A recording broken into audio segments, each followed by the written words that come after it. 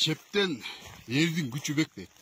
Мынакей мындай баатыр жигиттерибиз бар үчүн элдин кызыкчылыгы, жердин кызыкчылыгы корголуп келаптыр да. Бүгүнкү күндө ошо Коңур өлөң айылынын жергиликтүү кеңештин депутаты болосуз, төрагасы болот экен. Ушул атыңыз Эрик мырзанын күчү менен анан моякта биздин Кочкорлук Ирсалиев Рахатбек деген агабыз ишкер.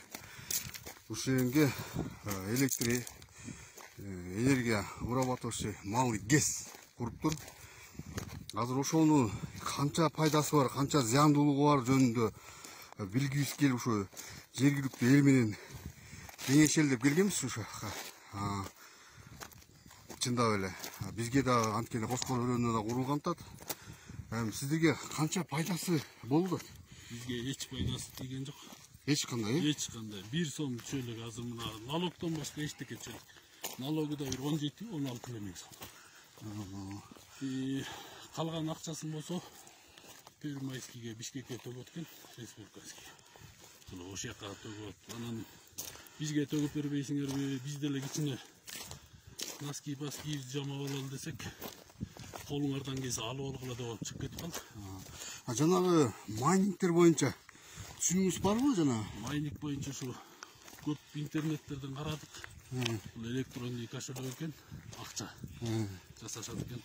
Аябай көп акча чөккөн. Азыркы күндө канча иштеп атат ошондо? Азыркы күндө 6 контейнер иштеп атат го. Аны кореецтерге арендага берет, Жок, кореецтердики 6 болчу. Аны уже артынан иш козголо баштаганда жанталашып алып кеткен. Чыгарып салган. Өзүнүкү азыр менчик иштеп атат. Менчиктерден 6 контейнер иштеп атат.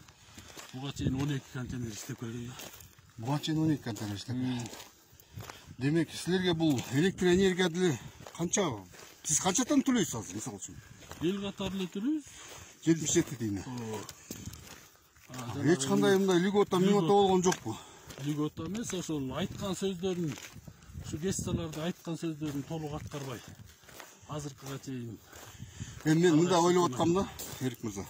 Эгер ГЭС салынып калса, ушу жергиликтүү элге мындай 10 тыйынданбы, 20 тыйынданбы, 50 тыйынданбы ушундай жеңилдиктери болуп анан ошон үчүн ГЭС курулуп атат го, кыргыз элине тачып. Андай эмеспи? Биз деле ошентип ойлогонбуз, жок дегенде бир жетим жесирлер кичине арзаныраак себеп жагат го десек, индивалиттер. Андай болгон жок. Бурук койдон эле жатабыз. Просто жерибизди берип, аргас жерибизди мына тоолорубузду каздырып, тоор. Бул эмне деп токтот? Бул арпа тектир деп аталат. Арпа тектир? Арпа тектир мына жолдон буга чейин мына 10 метрден ашык. Бул жерде турбасы жатат. Турбасы деле бүт. Ошо казып таштын баары чыгарылган. Кыртыш жердин баары өлгөн. Ошол урматтуу кыргыз эли, мен деле ошо кайдыгери карабай ушул жеринен барып билеличи. Бул эмне электро мини ГЭС деп эле ушунча жантылашат десе көрсө, мен андай майнинг иштетет экен 6 контейнерден, ошондой ал майнинг дүйнө жүзү боюнча компьютерлордун процессор экен да. Биз аны так маалымат алып да бир эфирге чыгабыз да.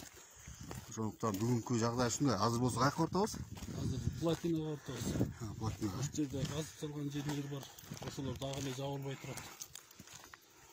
Чабандар ары өткөндө тоскоолдук кылчу жол